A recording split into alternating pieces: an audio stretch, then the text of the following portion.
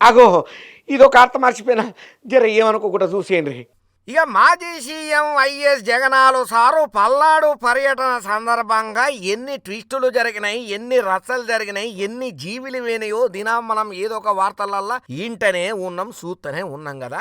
మళ్ళొక పిడుగు లాంటి ముచ్చట బయటపడ్డది. ఇక ఈ మధ్య కాలంలో వైఎస్ జగనాల్ సారు సత్తెనపల్లి నియోజకవర్గం రెంటల్లపల్ల పర్యటన చేసిన సంగతి మనకి ఎరికైందే కదా. ఇక ఈ పర్యటనలో జగనాల్ సార్ కింద పడి సింగయ్య అనే ఒక పెద్ద మనిషి పానాలు కూడా గాల్లో కలిసిపోయినాయి. ఇక ఈ సంఘటన మీద పోలీసులు ఏకవంతంగా దర్యాప్తు చేసిండ్రు. ఇక ఇప్పటికే చాలా మంది మీద కేసులు అయితే నమోదు చేసిండ్రు. ఇక ఈ క్రమంలో జగనాల్ సార్ పర్యటనకు సంబంధించి ఇంకొక కీలక ముచ్చట ఇప్పుడు మింగుడు వనని టాపిక్ అయ్యింది వైసీపీ లీడర్లల్లా, ముఖ్యంగా జగనన్నకు. అగ్గో ఏమయ్యా గంతగనం మన ధమాకా దుమ్ముదులిపే ఆర్తనంటే మధు అనే ఒక అన్నకు దగ్గర దగ్గర 22 సంవత్సరాలు ఉంటాయి. పాపం అనుకోకుండా కళ్ళు తిరిగి చక్కెరచి కింద పడ్డాడట ఉన్నట్టుండి. ఇక ఏం చేయాలో అర్థం కాక ఇంట్లో ఉన్నోళ్ళు దప్పున ప్రైవేటు దవాఖానకు తోలుకోపోదామని చెప్పి దవాఖానకి ఇంచి ఒక అంబులెన్స్ అయితే వచ్చింది. ఈ అన్నని ఎక్కించుకొని ఓనికే ట్రీట్మెంట్ చేపియనికే. ఇక అట్లా దవాఖానలో పరీక్షలు చేసినటువంటి డాక్టర్లు ఏమన్నారయ్యా అంటే, సరే అప్పటిదానిక స్ఫూర్తి పడిపోయింది కదా, ఇక ఇదేదో వడదెబ్బ లాంటిదో ఎండాకాలం తిప్పల్ లాంటిదో అనుకుంటే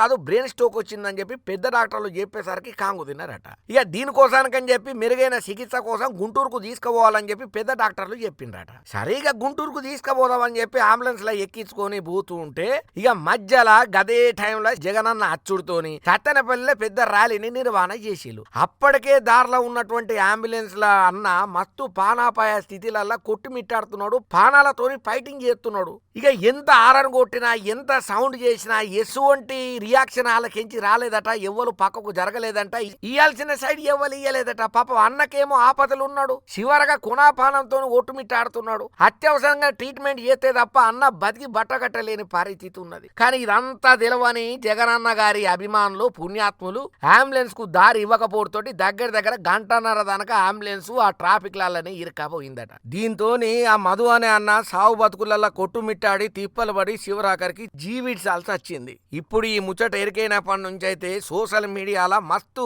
కామెంట్ల మీద కామెంట్లు, నెటిజన్లు వైఎస్ఆర్సీపీ లీడర్ ను సైకో బ్యాచ్ అని చెప్పి వైఎస్ఆర్సీపీ లీడర్ల మీద, కార్యకర్తల మీద, జగనన్న అభిమానుల మీద గట్టిగానే కామెంట్లు కౌంటర్లు ఇయ్యబట్టిండ్రయ్యా. ఏందో ఏమో ఈయన ఓదార్పేమో గాని మంది పానాలు ముంచనీకనే పబ్లిక్ లాలకు వచ్చిండయ్యా అన్నట్టుగా ఇంకొంతమంది కూడా రకరకాలుగా కామెంట్లు పెడుతున్నారు. ఎందుకు వచ్చిన ఈ రాజకీయం స్టంట్లు? సప్పుడుదాకా నీ అంతలను ఉండి దమ్ము ధైర్యం ఉంటే అంత తెగించేతోనైతే 11 సీట్లు ఉన్నా కూడా నాకు 10 హోదా అని కొట్లాడాల్సింది పక్కన వడదొప్పి అసెంబ్లీలకు పోయి ఏదో ఒక మాట నీ వాదం వినిపించొచ్చు కదా పబ్లిక్ తరపుకించి. గీ నిరసనలు ఏమైనా గీ ఓదార్పు యాత్రలు సింపతి ట్రిక్కులతోని ఎన్నెళ్ళయ్యా ఇటువంటి రాజకీయాలు చేసి ఇంకా పబ్లిక్ ను బురిడి కొట్టిస్తావు జగనాలు అని చెప్పి మస్తు ఫైర్ మీద ఫైర్ అవుతున్నారు. ఈ ముచ్చట ఎరికైనప్పటి నుంచి ప్రతి ఒక్క కామన్ పబ్లిక్.